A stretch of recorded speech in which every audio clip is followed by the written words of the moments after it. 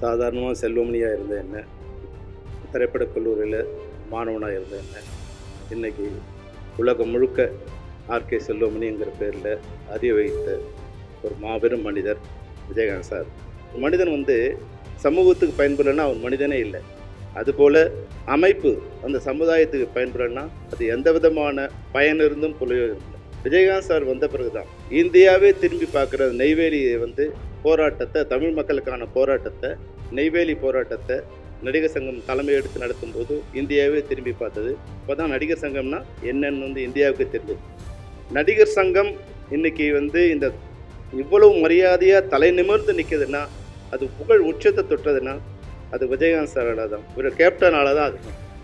அதுக்கு பேர் வைக்கலாமா வானாமான்னு விவாதம் பண்ணுறதே நான் அவமானப்படுத்துகிற மாதிரி ஒரு விஷயமா நான் நினைக்கிறேன். எந்த விவாதமும் இல்லாமல் நிர்வாகிகள் அப்படி உறுப்பினர்கள் வேணான்னு சொன்னால் அந்த பதவியே வேணான்னு போயிடணும். நம்ம தமிழக முதல்வர் 2 முறை பார்த்து போனதால் விஜயகாந்த் சாருக்கு பேர் இல்லை, முதல்வருக்கு பெரிய பேர். அப்பா 2 முறை சிஎம் விஜயகாந்த் சாரை பார்த்தார், முதல்வர் அதனால் பெயர் அணிஞ்சார். இன்னைக்கு பெரிய பரிச்சயம் இல்லைன்னா கூட தமிழக மேடைகளில் பிரதமர் கூட விஜயகாந்த் சார் பேர் கேப்டன் சொல்ல வேண்டிய அவசியத்தை விஜயகாந்த் சாரோட மரணம் ஏற்படுத்திருக்கு. இந்தியாவில் எந்த தலைவனும் பொது சொத்தை எடுக்காத தலைவனும், எவ்வளோ பெரிய மகாத்மா காந்தி கூட பொதுவான ஒரு இடத்துல போதிச்சாங்க. ஆனால் தன்னுடைய இடத்துல சமாதி அடைஞ்ச ஒரே தலைவர் விஜயகாந்த் சார் தான். சாதாரணமாக செல்வமணியாக இருந்த என்ன, திரைப்படக் கல்லூரியில் மாணவனாக இருந்த என்ன, இன்றைக்கி உலகம் முழுக்க ஆர்கே செல்வமணிங்கிற பேரில் அறிய வைத்த ஒரு மாபெரும் மனிதர் விஜயகாந்த் சார். அவரை பற்றி சொல்லணும்னு நிறைய சொல்லிகிட்டே இருக்கலாம். 3 நிமிஷத்தை பேசி சொல்லியிருக்காங்க. அவர் நடிகர் சங்கத்துக்கு மரியாதை ஏற்படுத்தியிருந்தவர். நடிகர் சங்கம் முன்னாடி எப்படி இருந்ததுன்னு நான் டைரக்டராக இருக்கும்போது எனக்கு தெரியும். 90s நான் டைரக்டராக இருக்கும்போது நடிகர் சங்கத்தில் என்ன மாதிரியாக இருந்தாங்க. அதுக்கப்புறம் நடிகர் சங்கத்துக்கு விஜயகாந்த் சார் தலைவர் ஆன பிறகு, கேப்டன் தலைவர் ஆன பிறகு நடிகர் சங்கத்துக்கு சமுதாயத்தில் எவ்வளோ பெரிய ஒரு மரியாதை ஏற்படுத்தி தந்தவர். தனக்கு மட்டும் மரியாதை ஏற்படுத்தி தந்தவர் இல்லை, நடிகர் சங்கத்துக்கும் மரியாதை ஏற்படுத்தி தந்தவர் விஜயகாந்த். தனக்கு அதாவது ஒரு மனிதன் சமூகத்துக்கு பயன்படலைன்னா அவர் மனிதனே இல்லை. அதுபோல் ஒரு அமைப்பு அந்த சமுதாயத்துக்கு பயன்படலைன்னா அது எந்த விதமான பயன் இருந்தும் புரியும் இல்லை. விஜயகாந்த் சார் வந்த பிறகு தான் இந்தியாவே திரும்பி பார்க்குற நெய்வேலியை போராட்டத்தை, தமிழ் மக்களுக்கான போராட்டத்தை, நெய்வேலி போராட்டத்தை நடிகர் சங்கம் தலைமை எடுத்து நடத்தும் போது இந்தியாவே திரும்பி பார்த்தது. இப்போ தான் நடிகர் சங்கம்னா என்னன்னு இந்தியாவுக்கு தெரிஞ்சது. அதுபோல் ராமேஸ்வரம் போராட்டத்தை நடத்தும் போது நடிகர் சங்கம் உலகம் முழுக்க போய் நடிகர் சங்கத்தை நிலைநிறுத்தியவர் விஜயகாந்த் சார். நான் நடிகர் சங்க நிர்வாகிகளுக்கு நடிகர் சங்க நிர்வாகிகளுக்கு ஒரு சிறிய விண்ணப்பத்தை வைக்கிற, உறுப்பினர்களுக்கும் விண்ணப்பத்தை வைக்க விரும்புகிறேன். நடிகர் சங்க வளாகத்துக்கு புரட்சிக்கலைஞர் விஜயகாந்த் அவர்களை பேரை வைக்கணும் நான்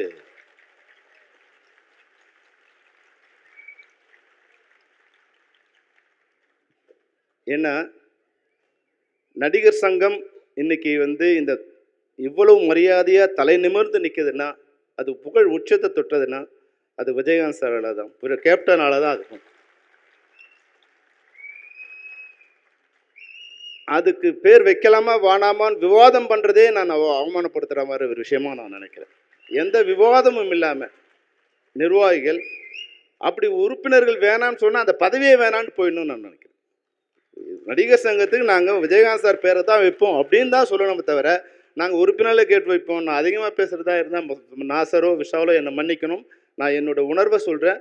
ஏன்னா இதை விட இன்னைக்கு தமிழக முதல்வர் 2 முறை பார்த்து,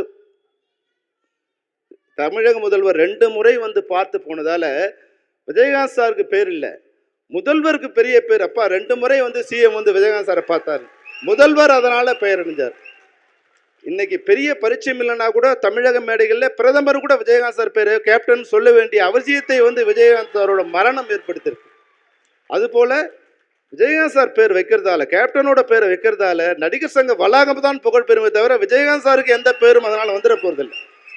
அதனால் தயவு செய்து நாம் புகழஞ்சி செலுத்துவதாக இருந்தால், நடிகர் சங்கம் தன்னுடைய நன்றி கடனை திரும்ப செலுத்துவதாக இருந்தால், நான் விஜயகாந்த் சார் போய் கேட்டேன், எப்படிப்பட்ட மனிதர் விஜயகாந்த் ஒரே வார்த்தை சொன்னேன். அந்த எந்த புகழையுமே தான் எடுத்துக்க விரும்பலை. அவர்கிட்ட போய் நான் கேட்டேன். ஏன்னா நான் D14 நடத்தும்போது எங்களுக்குள்ள ஒரு பிரச்சனை வந்து பில்டிங் எப்படி வாங்குறது அப்படிங்கும்போது நான் விஜயகாந்த் சார்கிட்ட போய் கேட்டேன். சார் பணம் வந்தது எப்படி பண்ணீங்க? எப்படிலாம் அந்த இது கடன்லாம் அடைச்சிங்கன்னு.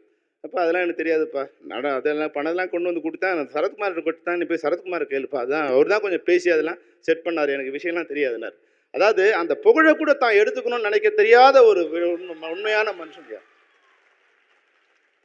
அதுபோல் உலகத்தில் இல்லை இந்தியாவில், உலகத்தை பற்றி எனக்கு அவ்வளோவா தெரியாது. இந்தியாவில் எந்த தலைவனும் பொது சொத்தை எடுக்காத தலைவன்.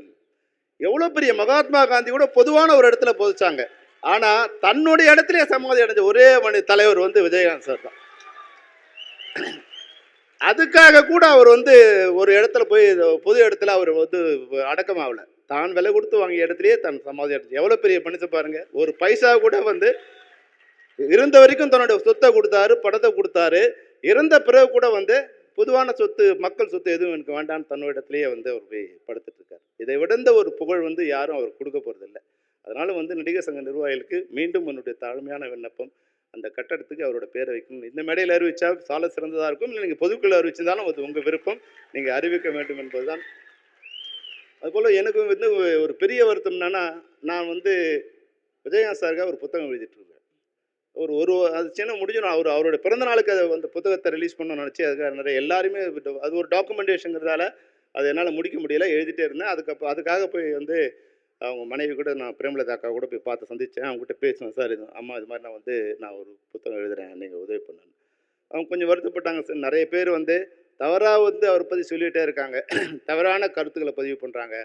அதனால் நான் வந்து அது பெருசாக நான் எடுத்துக்கல தம்பி அப்படின்னாங்க. நான் சொன்னேன், இல்லைம்மா நான் இது மாதிரி நான் யார் யார்கிட்டலாம் அதுக்கான விஷயங்களை கலெக்ட் பண்ணேன், இதையெல்லாம் அவங்ககிட்ட கொடுத்து சொல்லும்போது அவங்க அப்புறமா வந்து காம்ப்ரமைஸ் ஆகிட்டு, இல்லை நானும் ஹெல்ப் பண்ணுறேன், அந்த புத்தகத்தை நீங்கள் பண்ணி கொடுங்க அப்படின்னு சொன்னாங்க. மிகப்பெரிய வருத்தம் என்னன்னா, அவர் வாழ்ந்த காலத்திலேயே அவர் உயிரோடு இருக்கும்போதே அந்த புத்தகத்தை எழுதி அவருக்கு வந்து கொடுக்கணும்னு நான் நினச்சேன். ஆனால் அது நடக்க முடியாமல் போயிடுச்சு. நாங்கள் கடைசியாக வந்து நாங்கள் இயக்குநர்கள் ஒரு 5 பேர் வந்து அவர் நினைவோடு இருக்கும்போது நாங்கள் பார்த்தோம். நானும் விக்ரம் சார், உதயகுமார், பேரரசுலாம் பார்த்தோம். பார்த்துட்டும் போது அவர் என் கைகளை புலன் விசாரணையில் வந்து எப்படி என் கைகளை பிடிச்சாரோ, அதாவது வந்து புலன் விசாரணை ஷூட்டிங் நடந்துகிட்டு இருக்கும்போது கோயம்புத்தூரில் ஷூட்டிங் நடந்துகிட்ருக்கு. அப்போது பொருட்காட்சியில் ஷூட்டிங் பண்ணுறோம். க்ரௌட் வந்து கண்ட்ரோல் பண்ண முடியாமல் வந்து க்ரௌட் உள்ளே நுழைஞ்சிட்டாங்க. அப்போ வந்து சொல்கிறாரு, இது டைரக்டர் பிடின்னு வந்து என்ன க்ரௌடில் வந்து போலீஸ் அடிக்க ஆரம்பிச்சிட்டாங்க, தெரியாமல் அடிச்சிடுவாங்கன்னு சொல்லிட்டு என்னுடைய கைகளை அவர் இருக்கும் பிடிச்சார். அதே போல் அவரை நான் கடைசியாக சந்திக்கும் போது விஜயகுமார் வந்து அந்த பாட்டை பாட ஆரம்பித்தார். அந்த வானத்தை போல் நான் பாடும்போது எல்லார் கண்களும் அப்படியே தண்ணி வருது. அவரு கண்ணிலும் தண்ணி வந்து அவர் கைகளால் வந்து உதயகுமார் அண்ணனோட கண்ணை துடைக்கிறார். அழுகாதங்கிற அவரால் பேச முடியல. அழாதுன்னு அப்படி வந்து கண்ணை துடைக்கிறாரு. எங்கள் 2 பேரோட கையை 2 கையில் அப்படி பிடிச்சிக்கிட்டார்.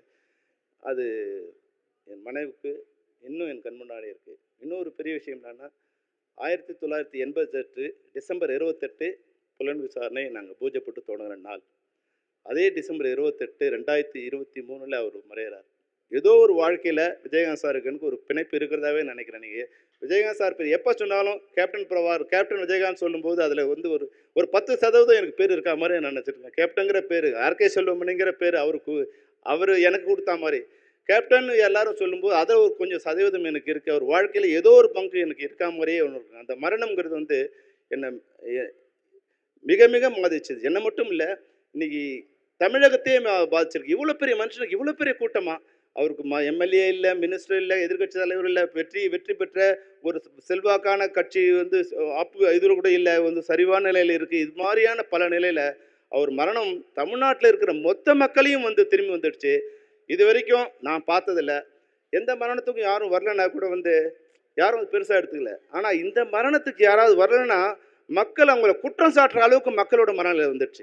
ஏன்டா நீ வந்து அந்த மரணத்துக்கு போலங்கிற கேள்வி கேட்குற மனநிலைக்கு மக்களுக்கு பயந்தாவது இந்த நிகழ்ச்சிக்கு வர வேண்டிய ஒரு கட்டாயத்தை அந்த பொதுமக்கள் ஏற்படுத்தியிருக்காங்கன்னா, அதுதான் வந்து விஜயகாந்த் சாரோட கேப்டனோட மிகப்பெரிய பலம். என்னென்னா, வாழு வரைக்கும் அவரோட பலம் யாருக்கும் தெரியல. ஆனால் மறைஞ்ச பிறகு அவரோட பலம் இருக்குது பாருங்கள். இன்றைக்கி நம்மளுடைய ஏசிஎஸ் சண்முகம் சார் சொன்ன மாதிரி இன்றைக்கும் ஆயிரக்கணக்கான பேர் அது வந்து அவரோட கல்யாண மண்டபத்துக்கு கியூ நின்று புகழஞ்சி செலுத்துகிறாங்க, லட்சக்கணக்கான பேர் செலுத்திக்கிறாங்கன்னா, இதை விட வந்து நன்றி கடனை தமிழக மக்கள் வந்து வேறு யாருக்கும் செலுத்திருக்க மாட்டாங்க. அந்த அளவுக்கு மிக அன்பையும் நன்றி கடனையும் திரும்ப செலுத்திகிட்டே இருக்காங்க. கடைசியாக என் பேச்சை முடிக்கும் போதும் என்னுடைய வேண்டுகோளோடு நடிகர் சங்க வளாகத்துக்கு விஜயகாந்த் அவர்கள் பேரை வைக்க வேண்டும் என்று வேண்டுகோளோடு என்னை உரையை முடிக்கிறேன். நன்றி, வணக்கம்.